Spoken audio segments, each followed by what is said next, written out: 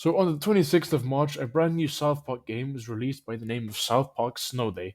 And for those who don't know what this game is, let me give you a little rundown.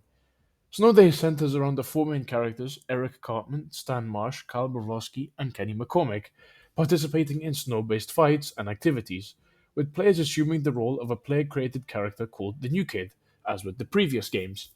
Eric Cartman comes home during an intense blizzard, excited over the prospect of a day off from school, while his mother is shocked by the damage and casualties reported on the news. At night, Eric prays to God for a snow day, and in the morning, the news states that all Park County schools are to be closed. Well, that sounds like a great idea, except not really. The game is currently listed for €30 on Steam, and honestly, I would say that it isn't really worth it. Yes, I like the fact that the developers put a twist and had a 3D game, but the story is really short with only 5 levels, in which each consists of going through hordes of enemies. And although I find this a very cool concept, it doesn't justify the €30 paywall, as there just isn't enough content, and the whole game takes about 4 to 5 hours at best. Don't get me wrong, playing with friends online is something I've wanted to do in a South Park game for a while, and this game nails that perfectly. It just needs more to do, and maybe even a split screen mode. I will say though, the transitions into 3D were made really well, especially this being their first time doing it. I will also point out how the jokes that usually make up these games are simply missing, and honestly just didn't make me laugh, at least not as much as Fractured But Whole did. So I'll be completely honest for now. I really can't recommend this game. I would only recommend if you were able to catch it on a sale or if the game was updated so that there are more objectives to do. Whilst I haven't completed the game yet, I will probably try to collect every achievement in game because you should already know how much of a South Park fan I am. But on a more serious note, if they were to make a new South Park game, I would have preferred to see a new 2D game. Let's look at some user reviews on Steam. IGN gave it a 3 out of 10, but you can never trust IGN. Like they gave Fortnite a 10 out of 10.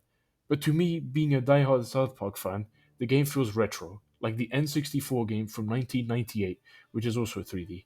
Combat is not top notch like The Stick of Truth or Fractured But Whole, but it's not bad. I think the game maintains a fun and good story, but is also a good sequel to the two previous South Park games. Unfortunately, the game can get boring sometimes due to short story and only same opposition slash enemies, but the game holds up and gets a 7.5 out of 10 from me. Bought this game full of excitement of the Stick of Truth and Fractured But Whole. I've never been more disappointed. This is the perfect example of all style, no substance. Gameplay feels lifeless and clunky. Trying to connect with friends was a nightmare. The jokes are bland. There's nothing to explore, collect. It all feels dead in the water. If you want to enjoy a South Park game, play either of the two and give this one a miss. For someone who has been a South Park fan for the last 20 years, this game is extremely disappointing. The gameplay and especially the combat is stale, and there's not much content. There's also no checkpoint. If you were to die in combat, you would have to replay the entire mission from the start, losing all of your loot in any difficulty. The sound design is poor, and the game in its entirety feels unfinished. I would hold off on buying until there's a sale if you're looking to do a playthrough with friends. Wait for a sale. Been a fan of South Park since its premiere, and I avidly consume anything and everything South Park. If you're looking at Snow Day hoping for gameplay like Fractured But Whole or Stick of Truth, you'll be very disappointed. You've already played the best games the series has to offer. At the end of all this, I probably would have to give this game a 4 out of 10, with the hope of something hopefully changing in the near future, which I will definitely keep my fingers crossed for. I hope you like this quick review. I'll probably keep this going for other videos and sometimes even get you guys to be involved. Who knows? Anyways, that is all for now.